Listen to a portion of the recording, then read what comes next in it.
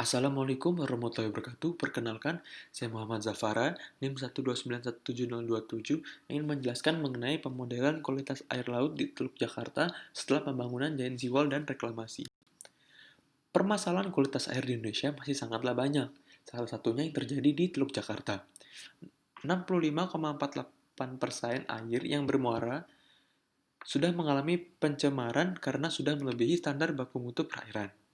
Sumber pencemaran yang ada di Teluk Jakarta berasal dari tiga sektor, yaitu yang pertama limbah domestik, limbah perkantoran komersial, dan limbah industri.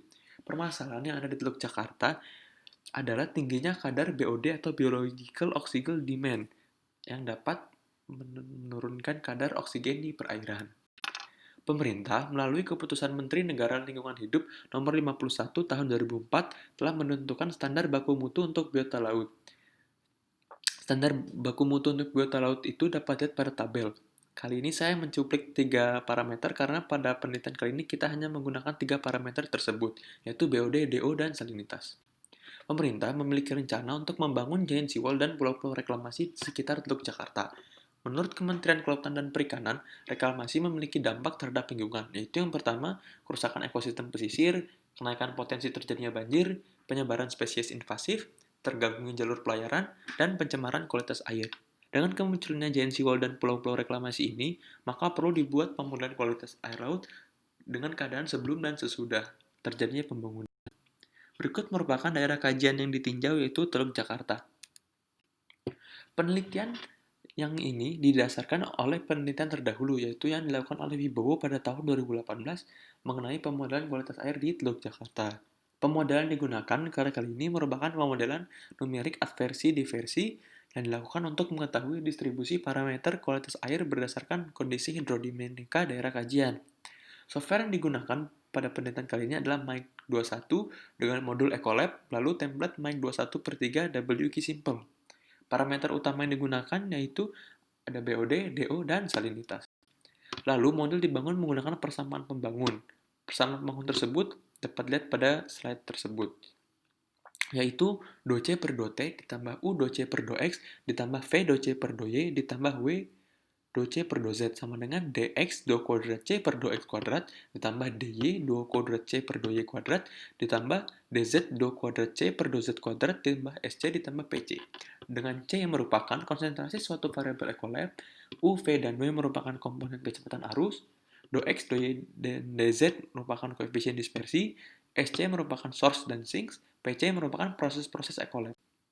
Data-data yang digunakan pada penelitian kali ini yaitu yang pertama adalah mesh, hasil komputasi berisi data batimetri, time step dan periode simulasi, data hidrodinamika di boundary, gaya-gaya hidrodinamik, data Ecolab di boundary, konsentrasi di boundary, zat-zat advektif yang akan disimulasi dan dimodelkan gaya-gaya Ecolab, lalu konstanta Ecolab dan beban zat Ecolab. Terdapat 4 skenario model yang dilakukan, yaitu yang pertama, pada bulan Desember 2012 saat pasang purnama di keadaan existing dan ultimate. Lalu skenario kedua pada bulan Desember 2012 saat pasang perbani di keadaan existing dan ultimate. Lalu yang ketiga terjadi pada bulan Juli 2013 saat pasang purnama di keadaan existing dan ultimate. Dan yang keempat pada bulan Juli 2013 saat pasang perbani di keadaan existing dan ultimate. Keadaan existing merupakan keadaan di mana sebelum dibangunnya giant seawall dan reklamasi. Sedangkan keadaan ultimate merupakan keadaan setelah dibangunnya giant seawall dan reklamasi. Kedelapan data tersebut lalu kita masukkan ke tabel. Berikut merupakan tabel input data model. Lalu hasil pada skenario pertama dibagi menjadi dua, yaitu bagian barat dan bagian timur. Pada polder bagian barat, terdapat kenaikan nilai rata-rata BOD sebesar 2,231 mg per liter. Lalu terdapat pula penurunan nilai rata-rata DO sebesar 0,7375 dan juga penurunan nilai rata-rata salinitas sebesar 0,98.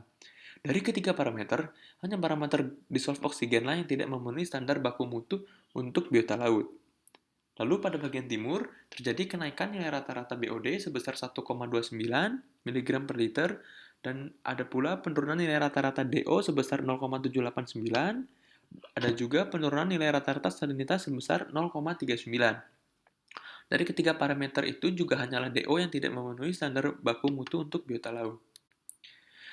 Lalu lanjut ke skenario 2. Ditemukan, dibagi pula daerah kedua daerah yaitu barat dan timur. Pada bagian barat, terdapat kenaikan nilai rata-rata BOD sebesar 2,36 miligram per liter, lalu ada juga kenaikan nilai rata-rata DO sebesar 0,23 miligram per liter, dan juga ada penurunan nilai rata-rata salinitas sebesar 0,424.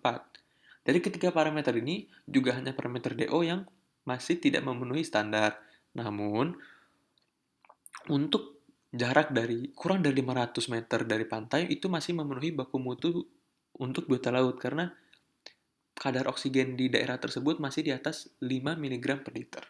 Untuk bagian timur, kenaikan nilai rata-rata BOD sebesar 1,3 miligram per liter, ada pula penurunan nilai rata-rata DO sebesar 0,419 dan salinitas relatif stabil. Dari ketiga parameter ini juga hanya parameter DO lah yang tidak memenuhi standar baku mutu untuk biota laut. Namun untuk jarak kurang dari 1000 meter dari pantai, kadar DO masih memenuhi standar baku mutu untuk biota laut.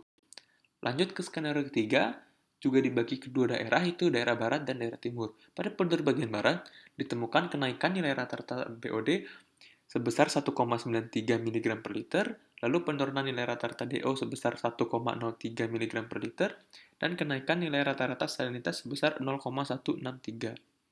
Dari ketiga parameter, juga hanya parameter DO yang tidak memenuhi standar baku mutu untuk biota laut. Untuk bagian timur, kenaikan nilai rata-rata BOD sebesar 2,15 mg per liter. Ada juga penurunan nilai rata-rata DO sebesar 1,009 mg per liter. Dan juga penurunan nilai rata-rata salinitas sebesar 0,267. Dari ketiga parameter, juga hanya parameter DO lain yang tidak memenuhi standar baku mutu untuk biota laut. Lalu pada skenario terakhir juga dibagi kepada dua daerah, yaitu daerah barat dan daerah timur. Pada daerah barat ditemukan kenaikan nilai rata-rata BOD sebesar 3,497 mg per liter, penurunan nilai rata-rata DO sebesar 1,396 mg per liter, ada juga penurunan nilai rata-rata salinitas sebesar 0,4491. Dari ketiga parameter, hanya parameter DO saja yang tidak memenuhi standar baku mutu untuk biota laut. Pada bagian timur, kenaikan nilai rata-rata BOD sebesar 2,66 mg per liter, dan ada juga penurunan nilai rata-rata DO sebesar 1,0089 mg per liter. Terdapat pula penurunan nilai rata-rata salinitas sebesar 0,449. Dari ketiga parameter juga hanya parameter DO lain tidak memenuhi standar baku mutu untuk biota laut. Kesimpulan yang dapat diambil adalah dari hasil model pada 4 skenario menunjukkan bahwa pembangunan reklamasi dan giant seawall dapat mengubah kualitas perairan Teluk Jakarta dengan terjadinya kenaikan nilai BOD dan penurunan nilai DO dan salinitas. Pada skenario pertama, pada polder bagian barat, terdapat perubahan kualitas air laut, yaitu terjadinya kenaikan nilai rata-rata BOD sekitar 129%, penurunan DO dan salinitas sebesar 23 dan 3%. Lalu pada bagian timur, terdapat kenaikan rata-rata BOD sebesar 102%, penurunan DO dan salinitas sebesar 22 dan 1%. Dari ketiga parameter yang ditinjau, hanya DO lah yang tidak sesuai baku mutu untuk biota laut. Lalu pada skenario 2, pada polder bagian barat juga terdapat perubahan kualitas air, yaitu terjadinya kenaikan nilai rata-rata BOD sekitar 121%, kenaikan DO sebesar 4%, dan penurunan salinitas sebesar 1%. Dan pada bagian timur, terdapat kenaikan rata-rata BOD sebesar 100%, penurunan DO sebesar 11%, dan salinitas relatif stabil. Dan dari ketiga parameter yang ditinjau, hanya DO juga yang tidak sesuai standar baku mutu untuk biota laut. Namun, pada bagian barat dengan jarak 0 hingga 500 meter pada keadaan existing dan 0 hingga 700 meter pada keadaan ultimate, itu masih memenuhi standar baku mutu untuk biota laut. Dan pada jarak 0 hingga 1 km pada keadaan existing dan ultimate pada polder bagian timur juga masih memenuhi standar baku mutu untuk biota laut. Dan pada skenario ketiga, pada bagian barat terdapat perubahan kualitas air juga, yaitu terdapat kenaikan nilai rata BOD sekitar 27% dan penurunan DO dan salinitas sebesar 27 dan 3%. Lalu pada bagian timur juga terdapat perubahan kualitas air karena terdapat kenaikan rata-rata sebesar 132% dan penurunan DO dan sebesar 33% dan salinitas relatif stabil. Lalu pada skenario terakhir, pada bagian barat terdapat perubahan kualitas air, yaitu di mana terdapat kenaikan nilai rata-rata BOD sekitar 141%, penurunan DO dan salinitas sebesar 43 dan 2%. Dan pada bagian timur, terdapat kenaikan nilai rata-rata BOD sebesar 154%, penurunan DO dan salinitas sebesar 34 dan 5%. Dari ketiga parameter yang ditinjau, hanya DO juga yang tidak sesuai standar baku mutu untuk biota laut. Sekian presentasi saya, terima kasih.